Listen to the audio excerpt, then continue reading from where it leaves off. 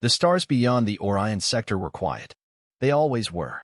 From the window of Outpost Theta 9, the galaxy looked peaceful, an ocean of light stretched over a dark, endless void. But Commander Jack Voss knew better. He stood alone in the station's upper observation deck, staring into that void. Beyond the stars, past the line no one dared cross, was the hollow, a part of space where nothing lived, nothing moved, and nothing ever returned. 5 years ago, his wife, Captain Lyra Voss, had taken a science vessel into the hollow. They were mapping gravitational fluctuations when contact was lost. The ship never came back. No debris, no signal, no sound. It was as if space had swallowed her whole. Since then, Jack had transferred to Theta 9. Some thought he couldn't let go. They were right. The station floated just outside the hollow's edge. It was small 10 crew members, rotating shifts, long hours, and silence. Their mission was simple: watch for anything. Any ship, any signal, any anomaly. They had never seen anything. Until today. Jack sipped his coffee, now lukewarm, and turned toward the signal board. Green lights blinked calmly across the display, nothing unusual. He sighed and tapped the console, waking the station's AI. "Any new scans, Hallie?" he asked. "Negative," the AI responded. "No incoming signals. Background radiation stable. All systems nominal." Jack nodded. He had heard that phrase every day for 3 years.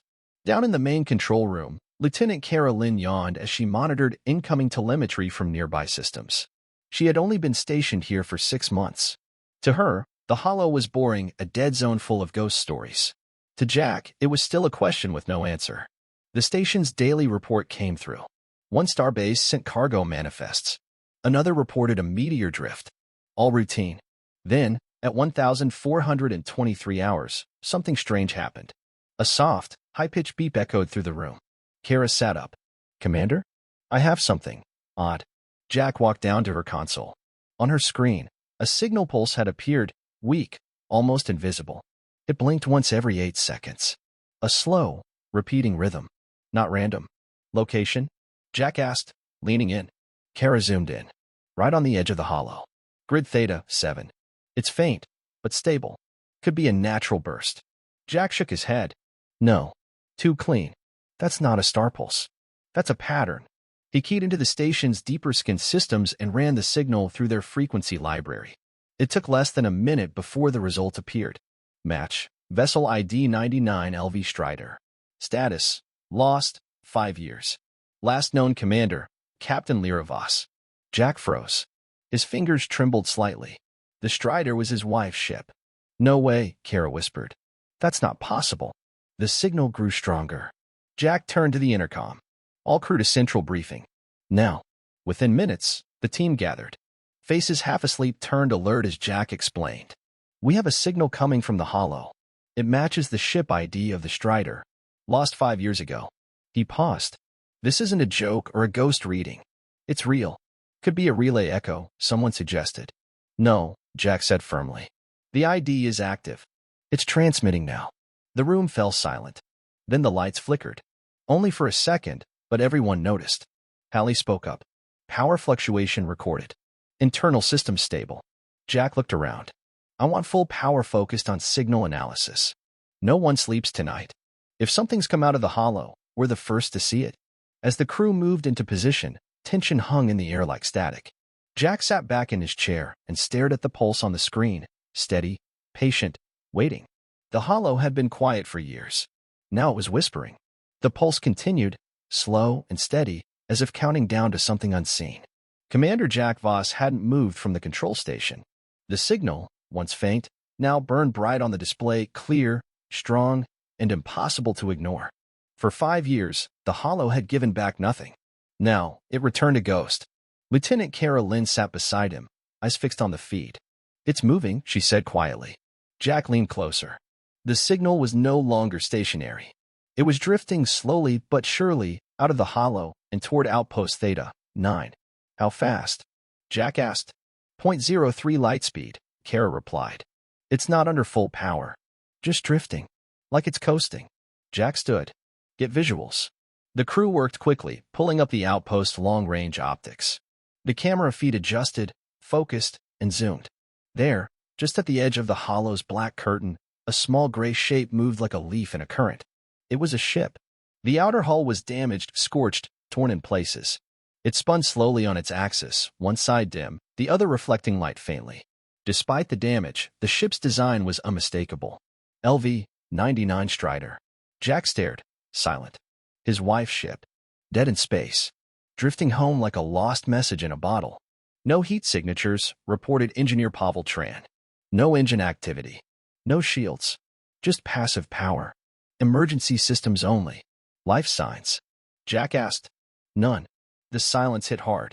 But Jack didn't show it. He turned to the crew. Prep the docking bay. We're bringing it in. Sir, Kara said, hesitant. Should we really board it? We don't know what's inside. Jack looked at her. His voice was calm. We need answers. The Strider was too fragile to dock normally. Instead, they used the station's grappler arms to guide it into a holding bay. It took over 2 hours. Slow, careful work. The ship groaned as it touched down, the metal hull echoing through the chamber like a long sigh. Jack suited up with 2 others, Pavel and Kara. The 3 moved through the airlock in silence, entering the Strider through its emergency hatch. The ship was dark. Only the flicker of backup lights guided them down narrow corridors. Inside, time had stopped. Floating papers. Dried food packs. A single shoe. The walls were scorched with radiation burns. One corridor had partially collapsed. The ship had taken heavy damage, but from what? They couldn't tell. They reached the bridge. The screens were dead. A thin layer of dust coated the controls. Jack approached the captain's chair. It was empty. No bodies. No blood. No signs of struggle. Just absence. Pavel tapped into a console, trying to access logs. The screens lit up for a second, then glitched. A loud tone played, sharp and metallic.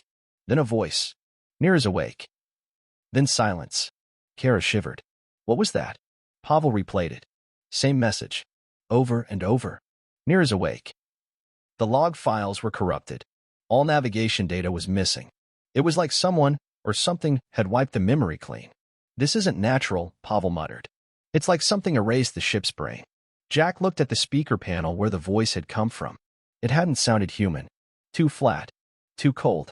They searched the rest of the ship, crew quarters, engine room, cargo bay. Everything was abandoned. Personal items were still in place. Pictures, clothes, data pads. It was like the crew had vanished mid-task. The air was breathable, but stale. The gravity was low. The ship's systems had somehow kept working after all this time, but barely. Back at the outpost, the rest of the crew watched the feed in silence. When Jack and the team returned, the decontamination chamber hissed and steamed. They removed their suits in silence. No signs of life, Jack reported. But something brought it back. They gathered in the main control room. The signal had stopped the moment the Strider entered the station, but a new energy reading had appeared. It wasn't coming from the ship. It was coming from the hollow. A slow, steady fluctuation. Like something deep inside was stirring. Sir, Kara said, the logs mentioned MIR. Could be a code name. A warning. Jack stared at the screen, his voice low. Or a name. Outside the station, the hollow remained still, black, endless, silent. But Jack felt it. The silence wasn't empty anymore. The hollow stayed quiet for 2 more days. No new signals. No movement. Just that deep, heavy silence pressing at the edge of space like a wall of glass. But inside Outpost Theta 9, tension crept through every corridor. Commander Jack Voss stood alone in the docking bay, staring at the Strider. The ship sat cold and lifeless, its hull still scorched, its secrets still locked behind corrupted files and that haunting phrase. Mira's awake. Jack had replayed the voice dozens of times. Each time it felt more alien. It wasn't just a message, it was a presence. A warning. A whisper from something that didn't belong in their part of the galaxy. He turned as Engineer Pavel Tran entered, holding a tablet. We've got a problem, Pavel said. Ardos 9 just went dark. Jack frowned. What do you mean, dark? No energy readings. No radiation. Nothing. One moment it was there, burning steady. The next, Pavel turned the tablet. Gone. Jack stared at the display. Ardos 9 was a G-class star, smaller than Earth's sun but still massive, burning bright just a few light-years from the hollow. It was a known system, watched regularly. Now, the screen showed an empty spot. Black. Jack walked quickly to the control room, where Lieutenant Kara Lynn was already running diagnostics. I confirmed with Stellarnet. All nearby stations lost contact with Ardos, 9 at the same time we did. No explosion, no nova, no collapse.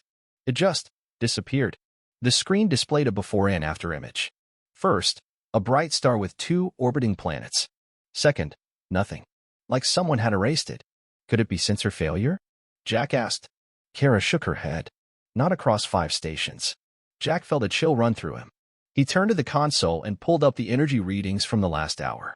A spike had occurred, small, quick, and aimed straight toward Ardos, 9, from within the hollow. Same frequency as the Strider's signal. Same rhythm. Pavel looked over his shoulder. You think Mir did this? Jack didn't answer right away. If MR is something alive, he said finally, it may not be like anything we've seen. It doesn't send ships. It sends signals. And it eats stars. Silence fell across the room. Kara spoke first. Then it's not just a threat. It's a predator. They spent the rest of the day gathering data, comparing logs from the Strider and readings from Ardos, 9. More strange patterns emerged, radiation signatures with no known origin, gravitational fluctuations with no mass attached, and bursts of static that made the station lights flicker. At 2,100 hours, the station's power dipped again. Lights dimmed. Screens blinked. The engines hummed louder for a moment before stabilizing. Another fluctuation, Pavel said. Same as before. The closer the Strider gets to full systems, the more it seems to affect ours. We need to shut it down, Kara said, before it wakes something else. But Jack hesitated. If the Strider was a warning, then they needed to understand what it had seen. If they powered it down, they might lose their only chance to learn what Mir was and what it wanted. He ordered the crew to isolate the ship's systems, keep it separated from the station's core. But they would keep studying it.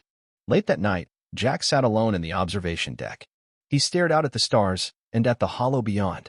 It no longer looked like an empty part of space. Now, it looked like a mouth. And something inside that mouth had just taken a bite. Computer, he said quietly, begin a log. A beep responded. Log entry, Commander Jack Voss. Date, July 11th, 2467. Subject, Ardos, 9 event. Today, a star vanished. Not destroyed, vanished. No energy burst. No wreckage. It didn't die. It was consumed. I believe something is inside the hollow. Something aware. Something hungry. We thought the Strider came back by accident. I don't think it came back. I think it was sent. He ended the recording. Then, behind him, the station's lights flickered again. The next morning brought no comfort. Commander Jack Voss sat at the central command table, eyes red from a sleepless night. The rest of the crew gathered around him, Lieutenant Kara Lynn, Engineer Pavel Tran, and 5 others who now looked less like trained officers and more like people realizing they were very far from help. The room was quiet. Too quiet. Jack tapped the control panel. Try Earth Command again. Kara opened a secure comms channel. This is Outpost Theta, 9 to United Stellar Command. Priority Alpha. Respond. A long silence followed. Then static. No response, Kara said. Same as last night. We've lost high bandwidth access to, Pavel added. No data out. Just a feedback loop. Jack stood up. It's not system failure. Something's jamming us. The crew exchanged uneasy glances. Jack turned to them. I believe we're being cut off from the inside or the outside. Either the Strider is carrying something that's interfering, or whatever's in the hollow doesn't want us talking to anyone. Maybe it's both, Kara said quietly. They had been monitoring the hollow nonstop since Ardos, 9 vanished. Though it remained visually the same, just a field of endless black, strange pulses had continued. Faint waves, too fast for natural sources, too complex for coincidence. They were being watched, measured, tested. At 0930 hours, a new blip appeared on the edge of the long-range scanner. Pavel reported first. Another ship. Civilian transport. Outbound from Nissa Colony. Passing near the hollow. Everyone froze. Do they see what's happening? Kara asked. Jack frowned. If they're not watching deep space telemetry, maybe not. Should we warn them? I'm trying, Kara said, typing quickly. Sending burst messages on all emergency frequencies. The ship continued on its course. Then, just like Ardos, 9, it vanished. No explosion. No distress call. One moment it was on the screen. The next, nothing. The room filled with a heavy, suffocating silence. It's active, Jack said. It doesn't just consume stars. It detects ships. Energy. Movement. Maybe even our thoughts. Pavel spoke next, hesitant. What if the Strider didn't escape MR? What if it was released? Jack turned to him. Pavel continued, like bait. Or worse, like a carrier. Something we were meant to find. Jack's mind raced. The Strider systems had powered up slowly, only after it was brought on board. The moment it docked, the hollow stirred. The signal pulses began. Ardo's 9 disappeared. Then the civilian ship. All happening in a line. All connected. We need to do something, Kara said. We're trapped out here, cut off, and whatever Mir is, it's coming closer. Jack paced. Then he stopped. We send a fake signal. The others looked at him. He explained, we create a false energy pattern. One stronger than any ship or station. Something loud enough to draw Mir's attention. If it follows energy, we give it what it wants, but somewhere else. Like throwing a flare to distract a predator, Kara said. Exactly, Jack nodded. We direct the signal toward an empty starfield, far from any colonies. Will that work? Pavel asked. Jack answered, I don't know, but it might give us time. They moved quickly. Pavel began building a signal beacon using spare reactor cores from the station's unused lab wing. Kara worked on encrypting the source ID, so Amar wouldn't trace it back to Theta 9. They called the plan Ghost Light. By nightfall, the beacon was complete. A small, remote drone rigged with amplified output, set to travel 20 light minutes away, then activate a burst pattern matching the Strider's original signal, but 10 times stronger. As they prepared to launch, the lights flickered again. Only this time, they didn't come back fully. Red emergency lights switched on. Screens dimmed. Doors sealed. Hallie, the station's AI, spoke in a strange, broken tone, warning, interference, unknown source, control compromised. Kara's fingers flew over her console. It's in the systems. Jack clenched his jaw. Get the drone out. Now. Pavel launched the beacon. On the main screen, the small drone shot away from Theta 9, its engines glowing. It moved fast, into the void. Jack watched the progress bar count down. 10 minutes to detonation. 9. 8. Hallie's voice grew more distorted. Lights flickered. The hollow pulsed again on their screens, waves of distorted data, lines of unreadable code, shapes that made no sense. 7 minutes. We triggered something, Kara whispered. It knows. The entire station shook briefly, like something massive had passed by, just out of sight. Jack stood firm. Let it come. Let it chase the light. He looked at the hollow, his voice low. You wanted noise. Now listen to it. The countdown reached 0. Out in the darkness, the signal beacon exploded to life. A blinding pulse surged from the drone, echoing across the stars. Energy burst out in every direction, loud, sharp, and artificial. A flare in the void. For a few seconds, it outshone entire systems. On board Outpost Theta 9, the crew watched in silence. Then the hollow reacted. The black mass at the edge of space shimmered. Not with light, but with movement, like something invisible shifting behind a curtain. The pulse they sent had reached it, and now it was answering.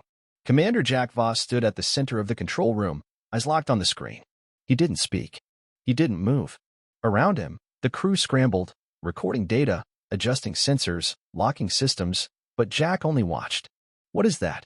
Whispered Kara Lynn, her voice almost too soft to hear. No one answered. From the hollow, waves of distortion rippled outward. They weren't visible to the eye, but the sensors trembled with their presence. Space itself bent ever so slightly. Readings spiked. Gravity twisted. It was like the laws of physics were being rewritten by something older than time. Mir is awake. That phrase from the Strider's broken logs rang in Jack's head again. It had never been a message, it was a fact. A warning. The thing in the hollow hadn't been hiding. It had been sleeping. Now it was looking around. And it saw the beacon. It's moving, Pavel reported. Toward the signal. Velocity increasing. Is it following it? Kara asked. Pavel checked. Yes. Confirmed. It's chasing the energy. A low vibration shook the station. Not from impact, but from something deeper. Like sound moving through space, without sound. They all felt it in their bones. Jack turned away from the main display and walked to the observation deck. From there, he could see the hollow with his own eyes, still just a dark part of the sky. But now, in the center of that dark, something shifted. Something opened. It was not a mouth. It was not a machine. It was an absence. A void that did not reflect light or absorb it, but rejected it. Jack whispered to no one, "What are you?" And something whispered back. Not in words, not in sound, but in feeling. A presence. Cold, patient, endless. Not angry. Not curious. Just there. Hungry. The station trembled again. Lights flickered. The Strider, still docked in the bay, powered on without any command. Its lights came to life. Its engines flickered. Its internal speakers hummed. "Mir is here." "Sir," Kara called, "we have a major systems breach. The Strider's overriding firewalls. It's accessing our comm relays. Shut it down." Jack ordered. "I can't," she shouted. "It's not coming from the ship anymore. It's coming through it." Pavel pointed at the sensors. The beacon just went dark. Jack looked up. Did MI reach it? No, Pavel swallowed hard. The beacon didn't get destroyed. It got absorbed. Gone. Like the ship. Like Ardo's 9. The hollow pulsed once more. Then it stopped. Everything went quiet. The readings flatlined. The lights stabilized. "Is it over?" someone asked. Jack shook his head. "No. It learned." He turned back to the main console. It didn't fall for the trick. It took the bait. Analyzed it. And now, it knows it was false. "What do we do now?" Kara asked. Jack looked around the room. The crew stared at him, waiting. He had no more tricks. No more decoys. He had one choice left. "We overload the station's core." The room erupted. "What?" Kara shouted. "You want to destroy Theta 9? Pavel stepped forward. "We're the only ones who know what this thing is. If we're gone, there's no one left to explain." Jack raised a hand. His voice was calm but firm. "If we stay alive, Mir spreads. If we stay silent, it keeps hunting. If we try to run, it will follow." He pointed at the display at the place where the beacon had vanished. "We feed it everything. We give it the station's energy, data, reactors, enough to overload its senses. Like a fire so bright it blinds the eye." Kara was pale. "And if that doesn't work?" Jack looked at her. "Then I die trying to slow it down." They all stood in silence. No one wanted to agree, but no one argued. They began the process. Pavel rerouted the reactor systems. Kara encrypted the internal logs, set them to transmit to Stellar Command if the relay reconnected. Jack recorded one final message, short, simple, direct. "To anyone who hears this, the hollow is not empty. Mir is alive. It sees us. It feeds. We must not be its next meal." He saved the message. Then, he ordered the evacuation. Shuttle pods detached, carrying the crew to a safe distance. Only Jack remained. He stood in the control room, hand on the manual override. The station core hummed louder, brighter, hotter. Through the window, the hollow opened again. Jack stared straight into it. "You came for a signal," he said softly. "Here's your last one." He pulled the switch. Outpost Theta 9 lit up like a miniature star and vanished. 3 weeks later, the deep space rescue ship Orion's Light entered the Theta sector. It moved cautiously, running silent scans and slow sweeps. The mission was simple: search for survivors. Or proof. There were none. Outpost Theta 9 was gone. Not destroyed, erased. No debris. No heat trail. Not even dust. The space where the station once floated was now just cold, empty void. From the command deck, Ensign Marathane stared at the blackness. She was young, just 23, and fresh out of training. She'd read the reports. Ardo's 9 gone. A civilian ship gone. Then, silence. And now, this, the vanishing of a military outpost with no distress call, no wreckage, and no witnesses. But there was something left behind. "Captain," she called. "We've received a transmission." Captain Reed Maller stepped forward. "Play it." The audio clicked to life. The voice was calm, measured, a little tired. "To anyone who hears this, the hollow is not empty. Mir is alive. It sees us. It feeds. We must not be its next meal." The message was from Commander Jack Voss. His voice cut through the silence like a warning from the grave. "That's all?" Maller asked. "No," Mara replied. "There's more. Data logs. Visuals. Sensor readings." He tried to send everything. They pulled up the files. The screen filled with strange patterns, pulse waves, gravity fields, energy signatures that made no sense. Numbers that broke formulas. Shapes that bent geometry. Things that should not exist. "What is this?" Maller whispered. "Something he called Imar," Mara said. "A signal being. A force. We don't know. But it's big. And it thinks. And it hunts." Maller leaned against the console, the weight of realization settling on his shoulders. "Did he stop it?" Mara asked softly. "I don't know," Maller said. "But he bought his time." Back on Earth, the Stellar Command received the transmission hours later. Emergency meetings were held. Science councils panicked. A decision was made. Classify all knowledge of MIR. They erased mentions of the Hollow from public records. Theta 9's disappearance was labeled a system malfunction. Ardos 9? A natural collapse. The civilian ship? Lost in a gravity well. The public was told nothing. But in secret, more stations were placed near unexplored regions. Silent watchtowers. Waiting. Listening. Somewhere far across the galaxy, on the other side of a quiet nebula, a tiny red dwarf flickered, then blinked out. In the observation room of a private outpost, a technician leaned closer to his screen. "That's odd," he muttered. "Star just disappeared." He typed a note. Subject: unexplained loss of light signature in Sector 84K. Possible equipment failure. He didn't report it as urgent. He didn't know the name MR. And in the silence beyond, something waited. Something listening. Something learning. Something that now knew we were watching back.